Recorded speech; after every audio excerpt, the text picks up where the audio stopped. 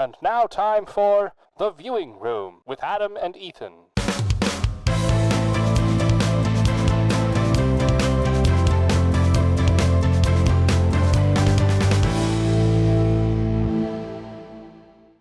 Welcome to The Viewing Room with Adam and Ethan, where we talk about movies new and old.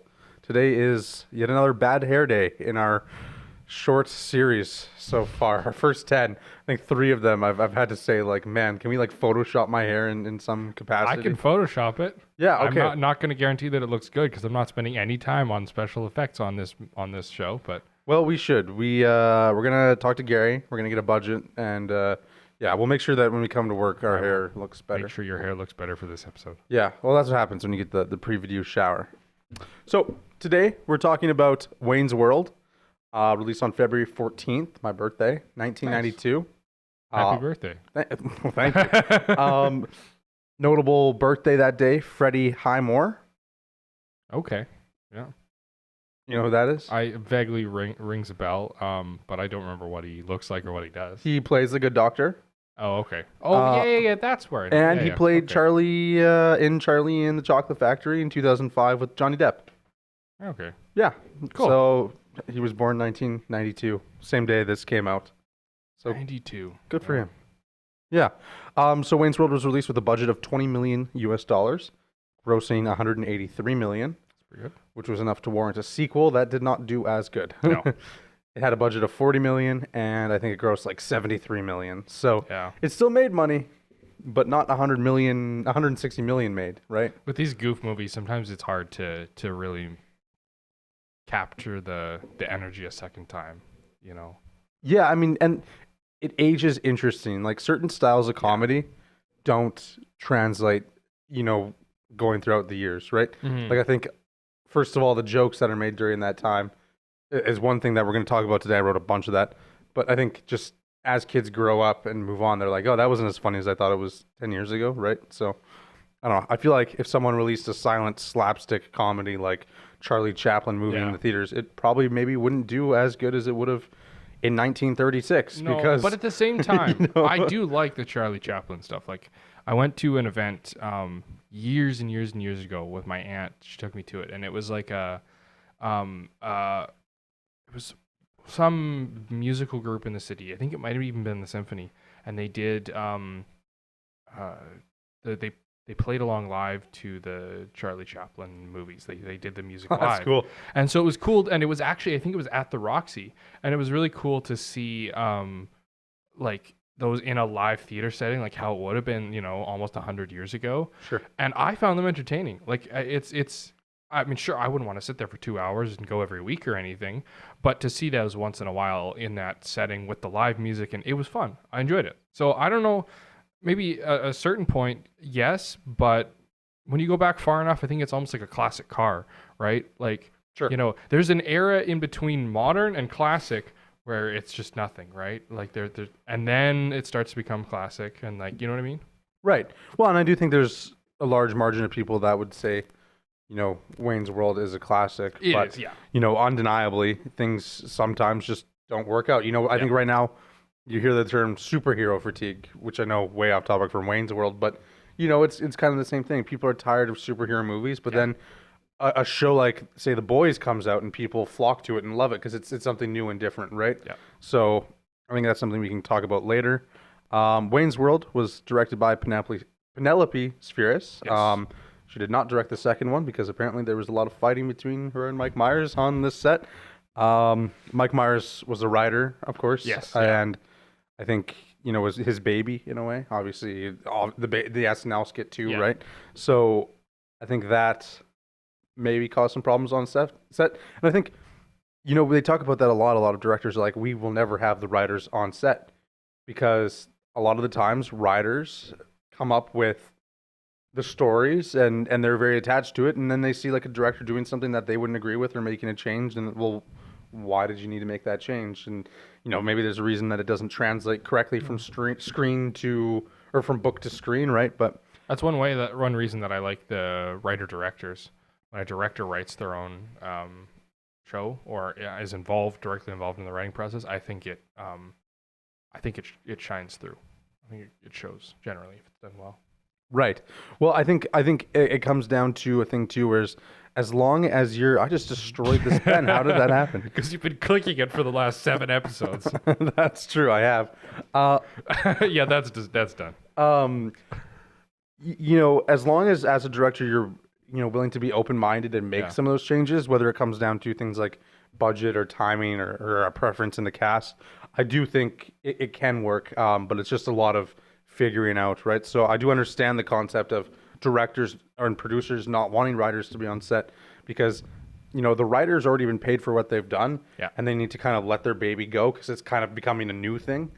In film school we talked about this analogy where it's like sushi, pizza, soup, right? Soup is great, pizza's great, sushi is good, right? But if you put them all in like a bowl together, that's not going to be fantastic, right? Yeah. So different elements need to be left on their own for the most part. Yeah. And they can merge sometimes to create good things. Like if I put shrimp on a pizza, that might be great, right? But, for the most part, we can't meld them all together like that without proper consideration. Anyways, starring Mike Myers. Yeah. Pretty good. Yeah, I would say so. And who plays, what's his face? The other guy? Dana, that's it. Carvey. Yeah. Yes. I don't remember actors' names. I thought we were going to work that one out. We will do a synopsis. I'll do some facts first, though. So obviously, this is based off an SNL skit. Yes. Everyone and their grandma knows that. Mike Myers threatened to leave the film if the Bohemian Rhapsody scene wasn't in there, and Bohemian Rhapsody wasn't the song. I mean, that was a highlight. Yeah, that was a highlight, in my opinion. They and actually, didn't know they were going to get it. I was reading a Reddit post about it, and apparently, according to this Reddit post, I haven't fact checked it or anything, but apparently, they showed it to Freddie Mercury. Like he was, like at this point in his life, he was like bedridden and like whatnot, and they showed it to him, and he was like, "Yeah, I like this." Well, I'm not 100% sure if that's true because I actually have a fact right here where Freddie Mercury died during production and never got to see it. Oh, well then I have no idea.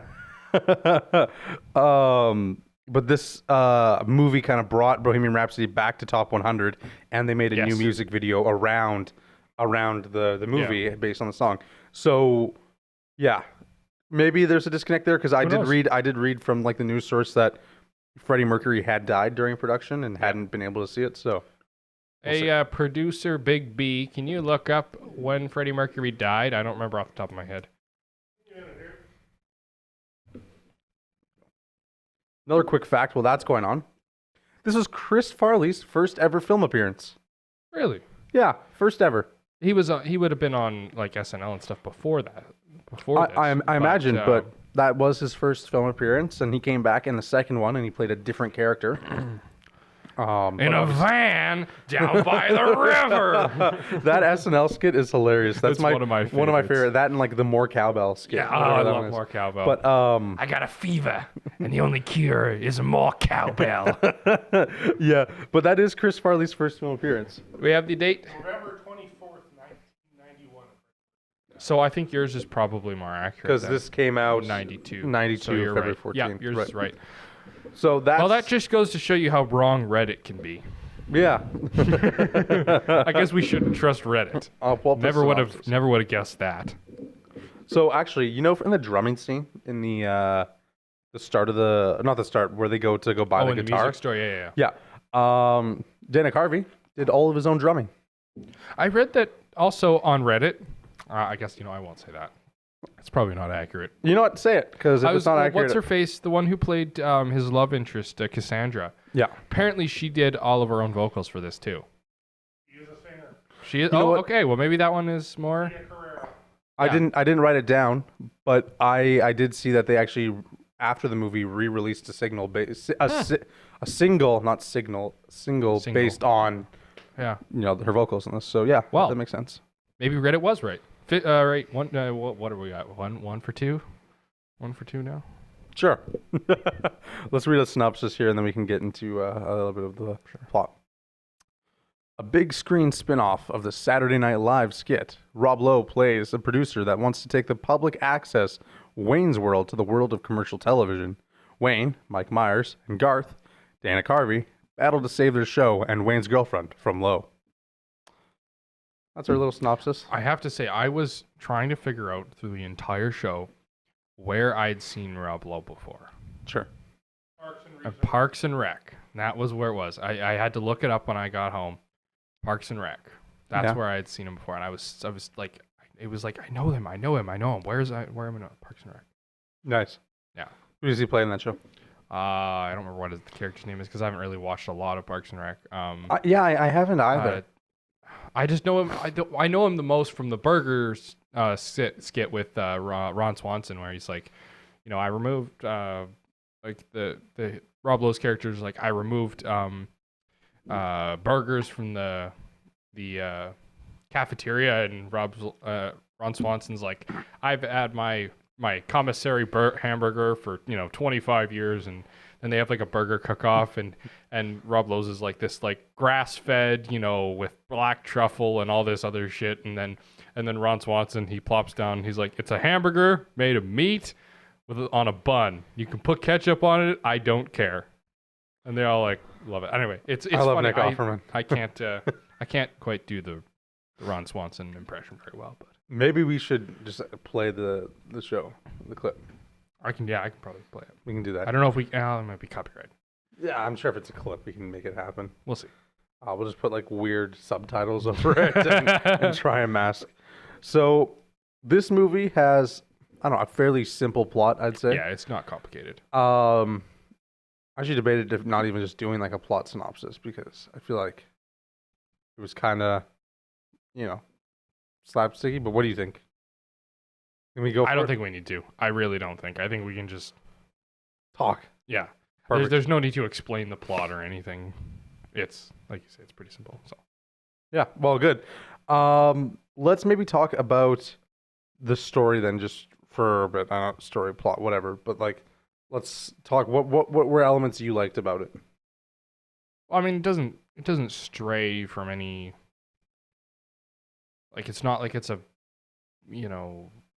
new innovative plot or anything. It's just straight up and simple, which is kind of nice sometimes, to watch a movie and you don't have to be thinking about the plot, when if you watch like Inception or Interstellar or something, it's like, this requires a lot of thought. Would But you say if you watch Wayne's World, it doesn't require as much thought? I wouldn't say it requires too much thought either, but would you say it's nothing new? Because wouldn't you say this kind of paved the way for a lot of kind of future? The basic story is nothing new. Sure. I mean, we can talk about however many basic, I don't remember the number, 7 basic stories or something. Like there's some number, I don't remember exactly, but of like, there's only 7 stories in the world. They all just have different window dressing. And like, this one's pretty simple. There's a bad guy who's trying to get the girl, and so they have to save themselves from the guy and the bad guy, and save the girl from the bad guy as well. It's not complicated plot. Right. Well, I mean, obviously their network is being taken away, right? It would be like if Gary all of a sudden sold our show. I will say I can't help but see some of the similarities between Wayne's World and your show at times. Yeah, I know. It's terrifying. And Mike Myers' character Wayne and Gary at times I'm so happy you said that, because in the theater last night when they did like the Wayne's World, yeah, I was like, that's Gary. I was like, hold on a second, like I took some wax out of my ear and I was like, oh my God, where am I right now? I had like this like a cathartic experience, and it was just like, yeah, terrifying me. But yeah, I don't know. I feel like are we okay? Are you guys saying it sucks as it blows, or it blows as it sucks? So for those of you who didn't hear that, he said, producer Big B said, are you saying it sucks as it blows, or it blows as it sucks? Which is, of course, a quote from the movie. So, yeah, Gary does both. He's not here to defend himself. That's gonna age poorly in the just like this movie. Just like this movie. You think it aged poorly? Well, I think there's I don't know. I didn't see it when it came out, so I I don't really know if it aged poorly or not. Right. Well, actually, I read Google reviews, which is, now that I think about it, not the best way to read reviews for a movie, but it's pretty split down the middle. I found there was a lot of people who said like, "Oh, you know, when I was like a teenager, when this movie came out in the '90s, like, I thought this was one of my favorite movies of all time. I loved it. It was hilarious. 10 out of 10 for me. Now I rewatched it, and a bunch of things fall flat, and I think it's a 7 out of 10 now, right?" And there's other people who I was reading the reviews, and it was like, yeah, 10 out of 10. Like, I think this movie held up way better than people are saying, and they're idiots, and yada, yada, yada. So it's an interesting kind of concept, right? Because obviously, you and I were born after this movie came out, which feels weird to say. But, like... Why? That's all the movies we've done, pretty much. Well... Except for Deadpool and Wolverine and Despicable Me 4. Yeah. Every single movie has been... That's insane. Oh, no, Mr. and Mrs. Smith was in our lifetime.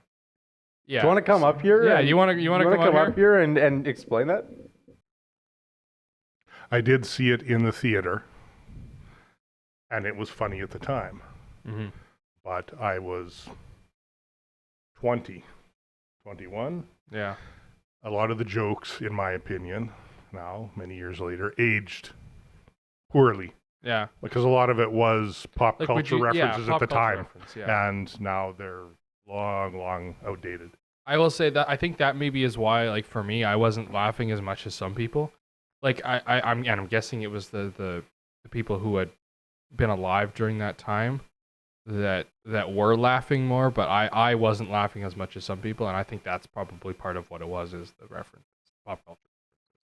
I think that's an important point of a classic movie like this. Like, whereas, like, you know, there's some movies that we would consider classic from that time that they do still carry forward because they don't rely on the pop culture references, like, you know, Star Trek or something, right? That has nothing to do with pop culture, so it's still very, people like it, you know? Well, and with Wayne's World, it was, as you guys say, a slapstick, you know, with the fart jokes and the really, like, a lot of little physical stuff. And sometimes those, they don't always hold up well, I find. I also maybe am more familiar with Mike Myers and Dana Carvey and the stuff they did before. Yeah. I remember, you know, watching them on SNL and whatnot. So yeah, there's a little bit of a different perspective, I guess. Yeah. Cool. All right. Well, that was Big B on a special segment. You know, it's interesting. I think the additional perspective from someone who was there and maybe saw it in theaters and remember when it came out is interesting because, you know, we're talking about comedy that was made around the 90s and focused on things like commercials and products and people who were, you know, in the know. And so, yeah, stuff that wouldn't maybe make as much sense to us or be as important, you know, someone like your dad or anyone else who saw the movie might appreciate it more. But I did appreciate a lot of the things I understood while I was in the theater, right? You know, and this, for me, like, I'm not a huge Mike Myers fan. Like, I did not like Austin Powers, which I'd probably get, I guess, I think I said this last week, I get shot in the back of an alley for that. Well, you really like Austin Powers? Yeah, I know. You shot me. I don't know why. I couldn't get into it. I watched it and I just like Dr. Evil. I like Dr. Evil. There were some good moments and funnies, but I enjoyed this movie a lot more than I enjoyed Austin Powers, which again, fair enough. Controversial maybe, but that's just how I felt, and it felt a little more toned back in some of those areas where there's dumb fart jokes and weird humor and stuff that, you know, can fall flat, and when it does fall flat, it feels very awkward. And I just feel like, I don't know, maybe there was more dead air, and I didn't feel like Mike Myers. I couldn't take any of it seriously, but you know, there's aspects of this film that I could still take seriously, even though it was like maybe dumb comedy, right? And so I appreciated that. I don't know how you feel on that kind of subject. I mean, like I said, a lot of the jokes went over my head, I think. I wasn't laughing as much as some people. And I think that, I don't know. Yeah. That's all I got. Swing. Okay. Some of those. So that's one thing. Some jokes like that, like fart jokes and dick jokes and whatnot, they age well. You Right. know, like at a certain age group is always gonna find that stuff amusing. Sure. Well, and like I said, like I'm not more of like a super huge fan of that kind of comedy. Like I think one of the best comedy movies ever is like Step Brothers, right? But I think a lot of them isn't as much like fart jokes, but just guys being completely stupid. Yeah. You know what I mean? Yeah. But I think there's still a level of like not creativity, but maybe emotional intelligence throughout there, right? Yeah. But you know, when I watch a movie and it's just like 16 fart jokes played over the course of 2 hours, right? It's just like it gets super old for me, right? Yeah. But I think I found this pretty smart still. Yeah. Which is crazy to hear anyone call Wayne's World smart. Is Yeah, it's definitely is completely wrong. You know, it is funny, but there is jokes that fall short. So I agree with you personally. You know, I think like the audience was laughing so hard when he said, you know, when you were a kid, did you find Bugs Bunny attractive? Yeah. That's think hilarious. That was funny. But And that's because you know, we've watched Bugs Bunny, right? Like if you were Right. a kid, maybe like today, like you know, that's growing up, you know, that was born in the like the last, I don't know, I guess Gen Alpha, let's say. I think that's the current one, Sure. right? Like you maybe haven't watched Bugs Bunny or Looney Tunes. Well, they just got a Gen Alpha Space Jam, didn't they? So Well, yeah, but that's not the original cartoons. Like even even in our lifetime, like we watched the original cartoons. At least I did. You know? yeah, no. And so I think we have the reference material for that. Well, before we go on, did you find Bugs Bunny attractive as a kid? I did not. Did you find Lolo Bunny attractive? There we go. Now I should say that I liked that's insane. Actually, I can't even. Meep, Roadrunner. Yeah. My grandpa used to run Where around was the the house. earth-shattering kaboom? There was supposed to be an earth-shattering kaboom. My Well, suffering. my grandpa, when we would play hide and seek in the house, he would hide like in random places, and then when we couldn't find him, he'd go meep meep. And whenever we got close, and yeah, it was always a good time. But Yeah. you know, when he asks Wayne if he finds Bugs Bunny attractive, and there's like that big laugh. That's a genuine laugh Yeah. from Mike Myers breaking, but it's not from when Dana asks if it's Bugs Bunny that he found attractive. Really? Oh, they cut that together? It's from like it's from a completely different ad lib take that wasn't even used in the film, and they found like the real laugh was better than the fake genuine laugh, Yeah. and so they just cut it in, which is pretty crazy. Hey, I mean, whatever works, you know, like if it flows smoothly, I mean, I may as well do it. You know? Yeah, and it was a funny moment. I think the whole audience was going crazy. Yeah. That was definitely probably my favorite part of the whole night. I should also say I have a fact here about Robert Patrick. So Robert Patrick plays the T-1000 in Terminator 2. Yeah. Now in Wayne's World, he reprises his role and comes back, and he's like, "Have you seen this boy?" Right? Now, this movie, Wayne's World, came out only 6 months after Terminator 2. Really? So there's a good chance Terminator 2 was still in theaters when this movie came out. Wow. And they had Robert Patrick And they had there. the references already. Yeah. Wow. Yeah, it was so crazy turnaround. Because think of the editing process. Yeah. Like I can't even believe that. Like insane. Yeah. Let's maybe talk about things like characters. How do you feel? Oh boy. Well, I mean, like, I don't know. I find the characters kind of, I guess it's part of the humor. Like, they're just kind of meh. Like, there's nothing, like, you don't really feel for them that much in a way. At least I didn't. Maybe I felt for maybe some Dana a people lot. do. Yeah, sure, him. But, like, I don't know. I just feel like that they could have made the character seem a little bit more, like, not like emotional attachment to the characters, because we're not emotionally attached to them, and we shouldn't be to these characters, but more like we feel for them a little bit in a way.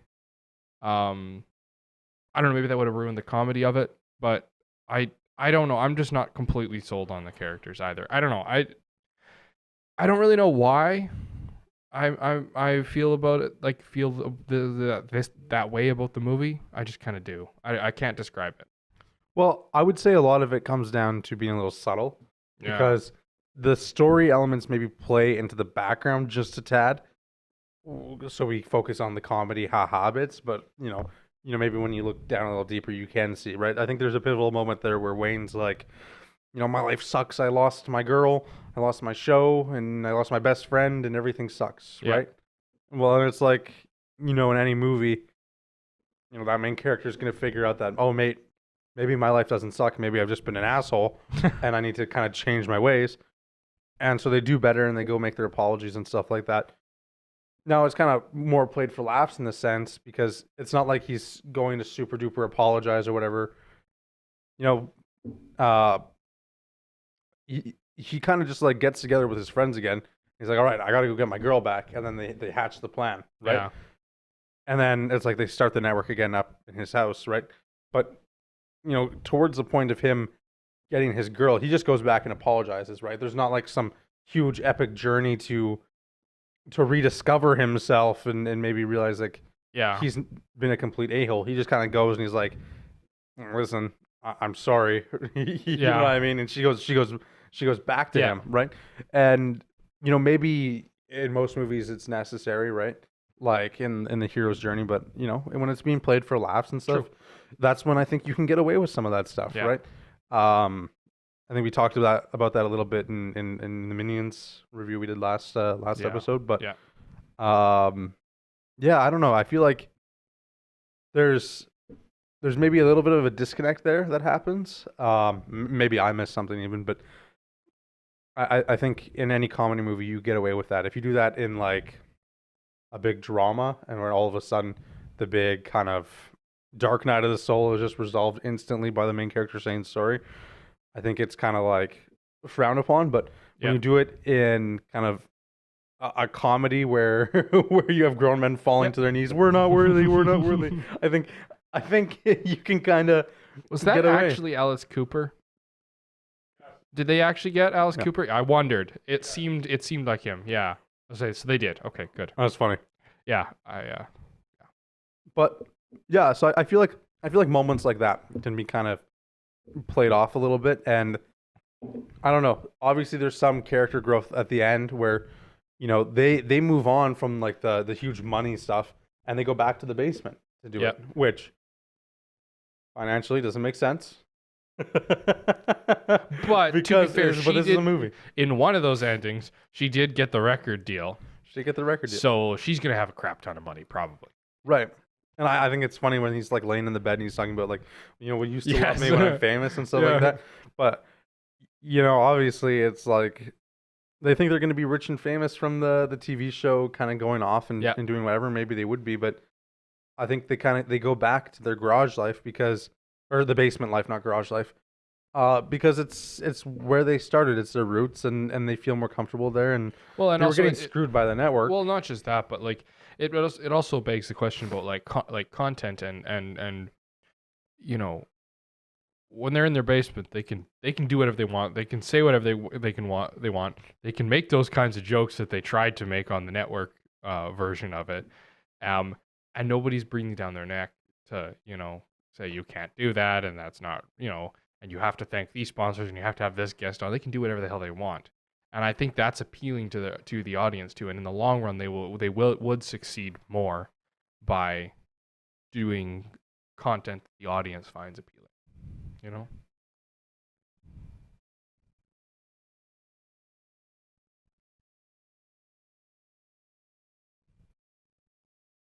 Yeah.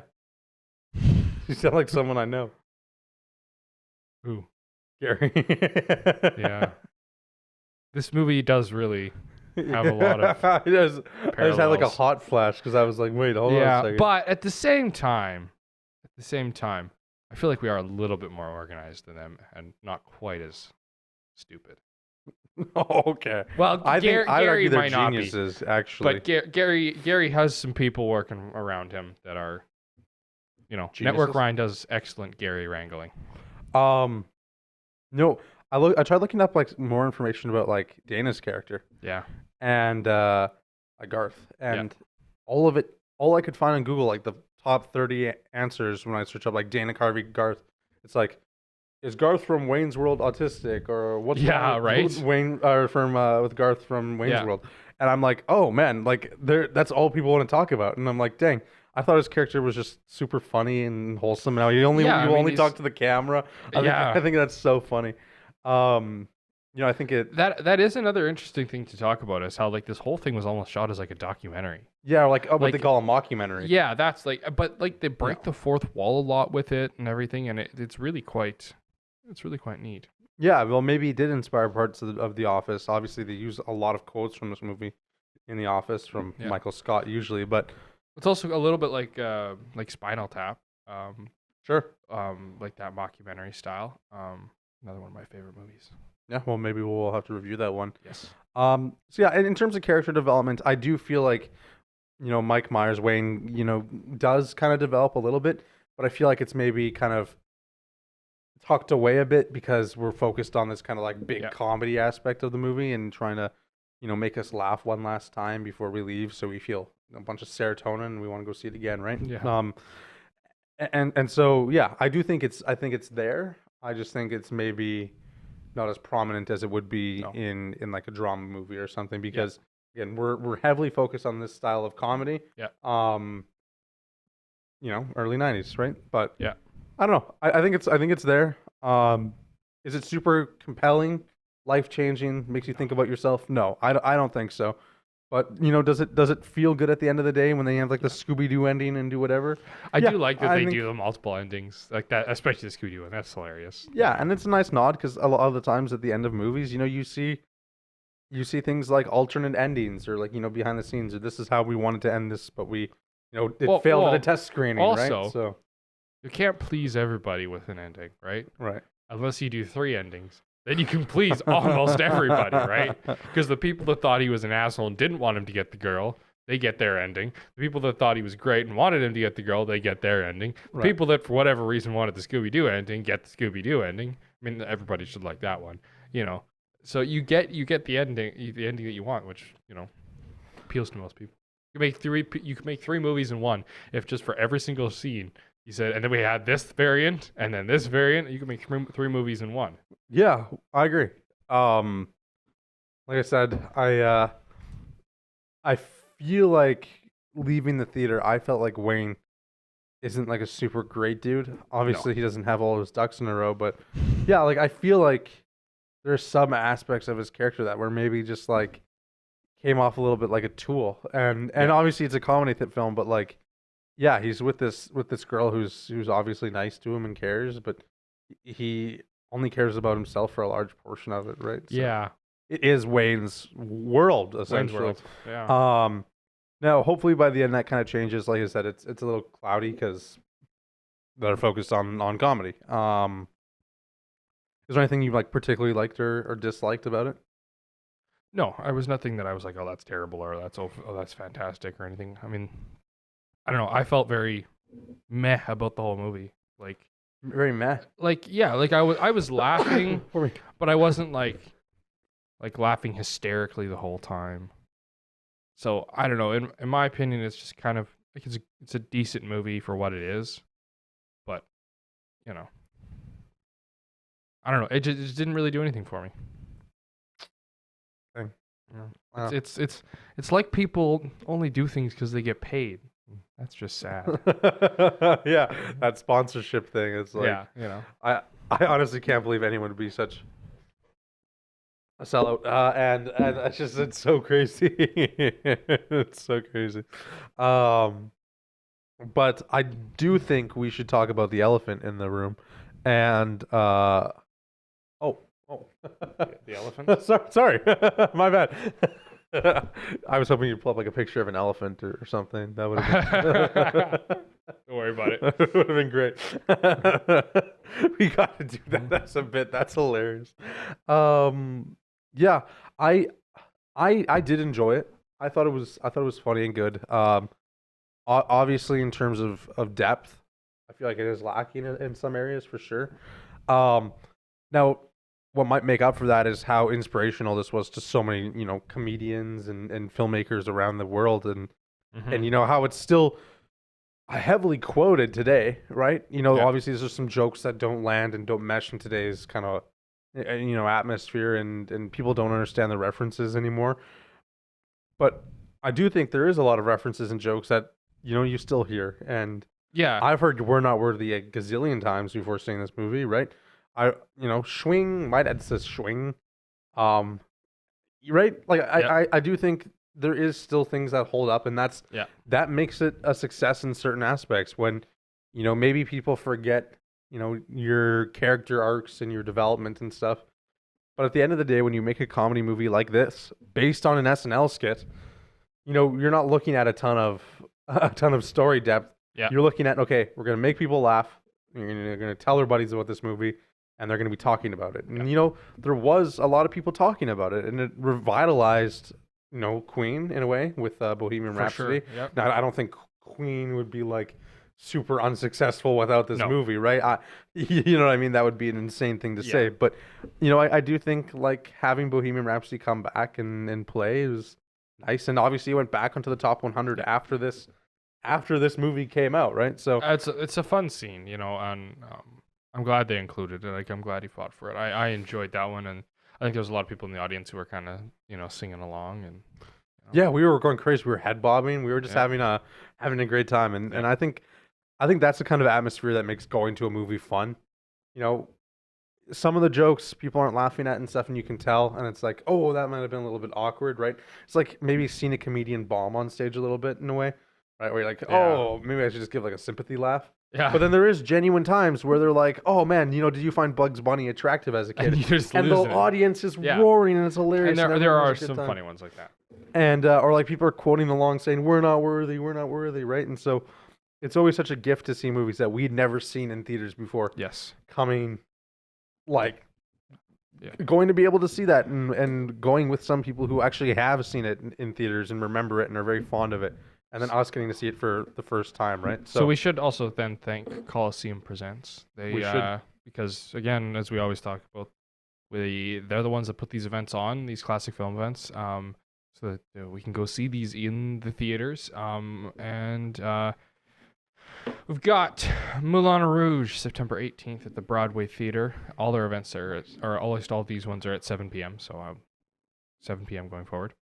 We've got the 1989 Michael Keaton Batman, September 21st at the Roxy, 7 p.m.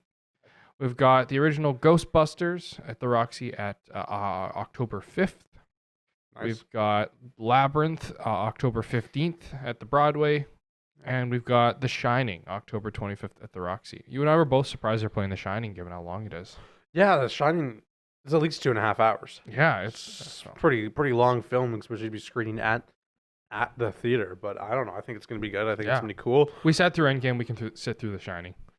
You know what? I wish Endgame was longer. That's the hot take. Really? You know what? For the most 3 part, hours and you wished it was longer. I really enjoyed that movie. But actually, I enjoyed Infinity War more than Endgame.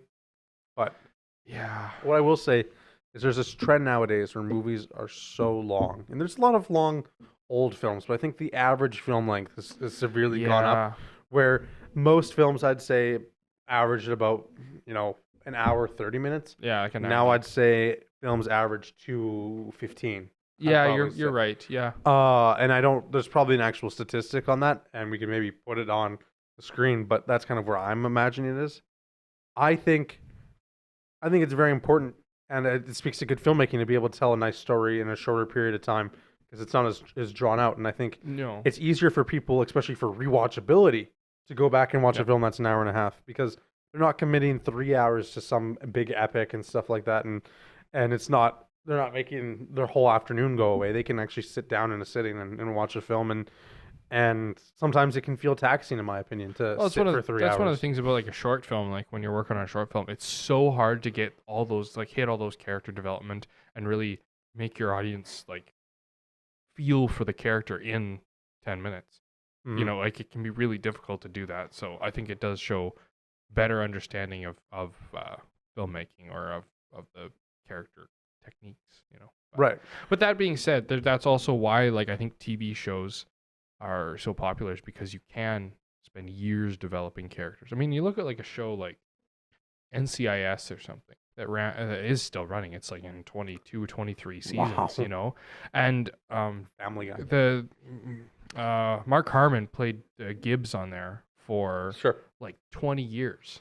Like he played the same character for 20 years, and like I don't know. It's just something about it, about that longer time where you can get into that character. Like you can really feel more about that character, and you don't have to worry so much about doing it in a short time and really hitting those points. Sure. Well, I watched Family Guy. Yeah, Season Family Guy. 22 for the character development. Yeah, Uh, yeah. It's amazing character development, right? No, but I do think it speaks to the thing, right? I think I personally prefer watching movies just because when I see a season of a TV show and it's like 10 episodes that are an hour long, I'm like, okay, great.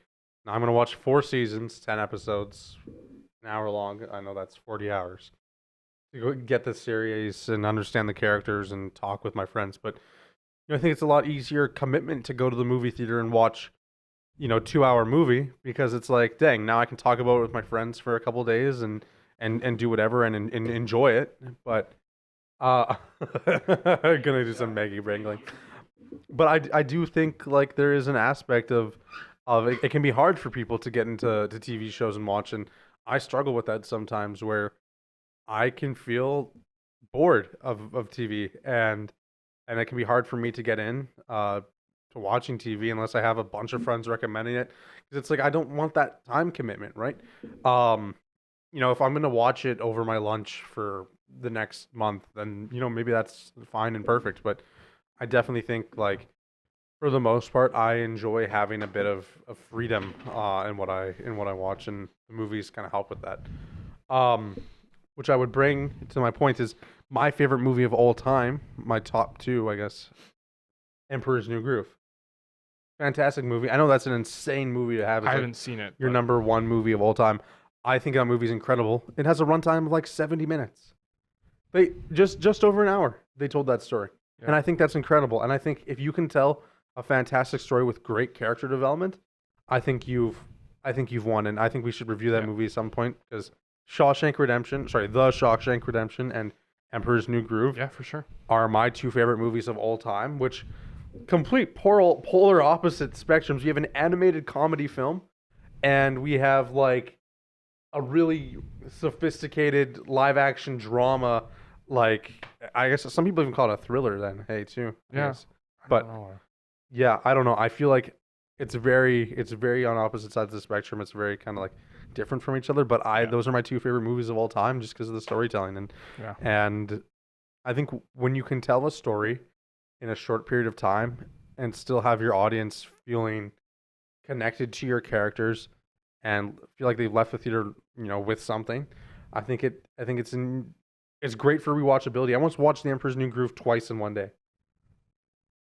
Crazy. Yeah. And I think I was like sick or something. Yeah. And I was just like, we're just gonna watch it twice. And yeah, I don't know. I also watched Halloween, the original Halloween, twice in one day, which is a weird That is thing. weird.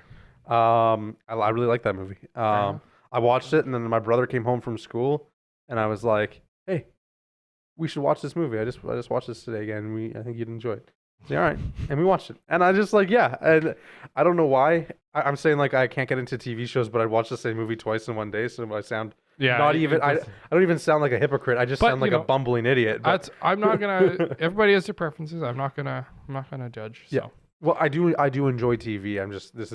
I think it is easier for me to turn on a film than start a new TV show. Sure. Yeah. Because there's less of a commitment in my opinion. It's one and done, or some movies. Yeah, exactly. Well, it's like that's what I'm thinking. Like, how many movies of the Dune series they're gonna make? Yeah, or like even Lord of the Rings. Those are 3. Are those movies? Those movies are pretty close to 3 hours, eh, Dad? Yeah. Yeah, like and so that's a commitment too. But anyway. Yeah. Game of Thrones. Now that's a commitment. Yeah. Well, that stuff is it's so tough. And you know what we should do? We should do a special episode of Viewing Room where we binge watch an entire show like Game of Thrones all 8 seasons in one episode. We just like marathon Game of Thrones. Can we just like watch The Hobbit instead? Yeah, I don't know. I feel like that's no. Why? Okay, all right. I'll do that by myself. Yeah, you can do a solo viewing room 'cause at this point, like unless we're watching it on like 3 times speed with subtitles, I'm not doing that. I think we should get back on topic here. Well, Wayne's World. I was just gonna say, have we kind of hit our quotas today? I think we have. I think we should give it a rating and call it a day. Can I say one thing quickly? Yes, you can. I'm shocked this movie got a sequel. I'm shocked. Because, like you said, like, man, how much money did it make? Like, it did pretty well. 160. Yeah, on a budget of 28 or 20 million. Yeah, 20. Yeah. Money. That's what I said. It's like people only do things because they get paid, and that's just really sad. Well, I would say the $30 million like grossed on the or sorry, 70 million. They profited 30 million. Yeah. Like that's not fantastic. No, it's not. On the second one, So that's probably feel why like, it didn't get a third.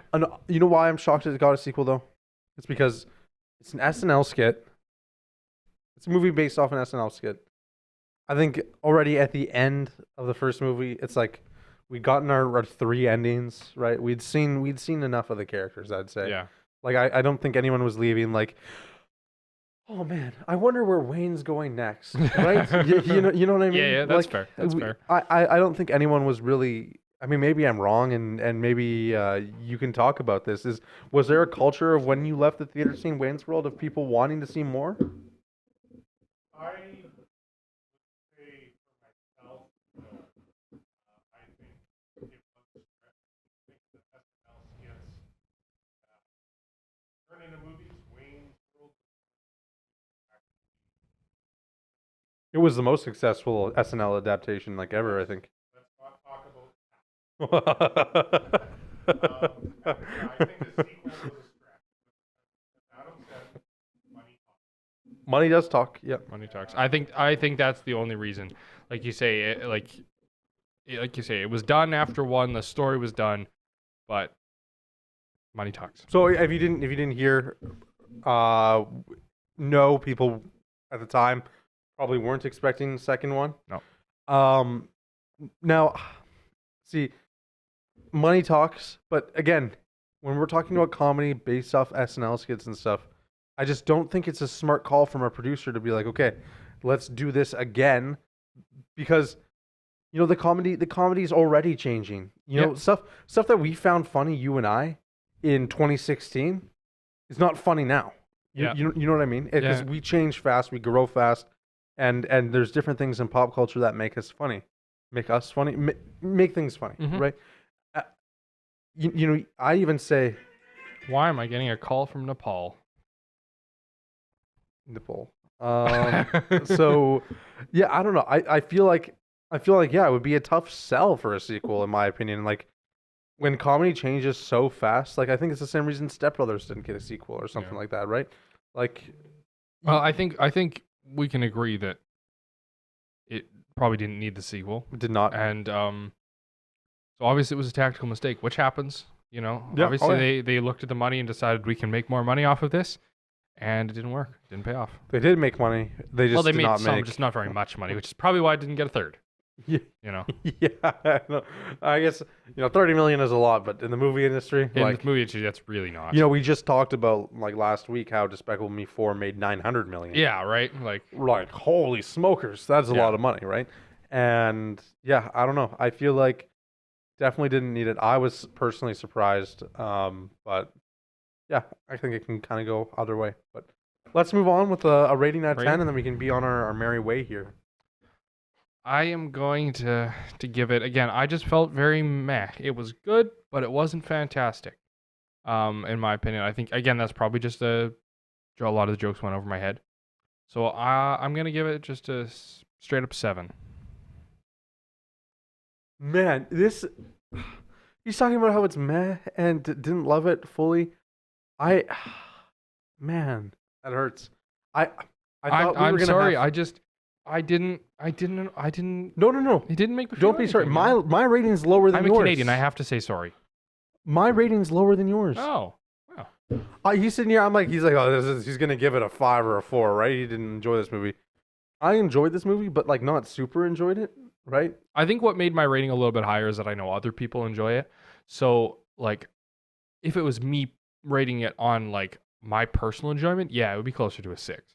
But I gave it a 7 because as a movie, I know a lot of people like it, so I'm trying to rate the movie and how other people are gonna like too. 7. I was gonna give it a 6.5 out of 10.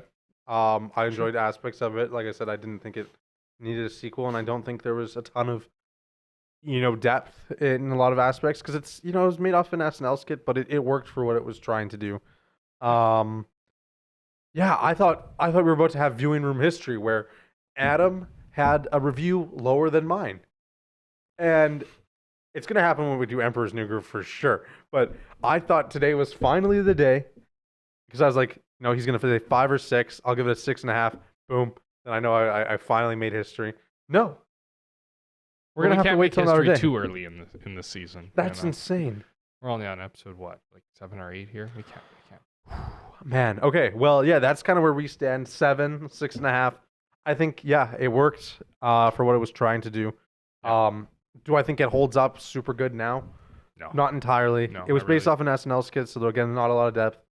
I think 6 is a fair rating nowadays, or 6.5 is a fair rating, because truthfully, like maybe a lot of people have super fond memories when they grew up on the time, but us kids who are born post Y2K coming and watching this movie and not understanding a bunch of the references, I don't think it hits as hard, and that's no one's fault, and I don't think that's a fault on the there's movie. There's going to be movies that come out in our lifetime where we're like, oh, this is hilarious. I mean, I'm sure there's already movies nowadays like that we're gonna see 30 years down the road and think, oh, we're gonna still be like, oh, this is hilarious, and then the kids that are our age then are gonna be like, oh, what are you guys laughing about? This is not funny at all, Right, and I think that's just natural progression of comedy, right. and so I think that's fair, and I think that's all I have. That's all. Oh, another thing we gotta do, business things. Patreon. We now have a Patreon. Patreon.com/Dufferin Avenue Media. Yeah, I think that's what it is. But yeah, if you just search up Dufferin Avenue Media Network on Patreon, you can find us. We've got I think there's a couple different tiers for you, so you can support different shows around the network here. The Your Show tier is just for general support of the whole network. Then there's the viewing room tier and a couple different ones. So if you want to support us, that's a great way to do it if you can and you would like to. So yeah, and feel free to let us know in the comments what you're interested in seeing next. We have a nice list of movies that we're going through, but also check out Coliseum Presents. ColiseumPresents.ca. You can get tickets online or at the door. I think they're like $15 or something. Yeah, and go see those movies. Tell your friends. Go to the community. I think the Roxy is always full, which is awesome. Yeah, it's awesome to see how many people they can put in the Roxy. Yeah, when we went to Fight Club, for example, man, I don't even know if there was a free seat in that building. It was insane. Great energy, great atmosphere, and so check them out and make sure you look at our Patreon and tell us below what you like. So thanks for watching. Have a great rest of your day.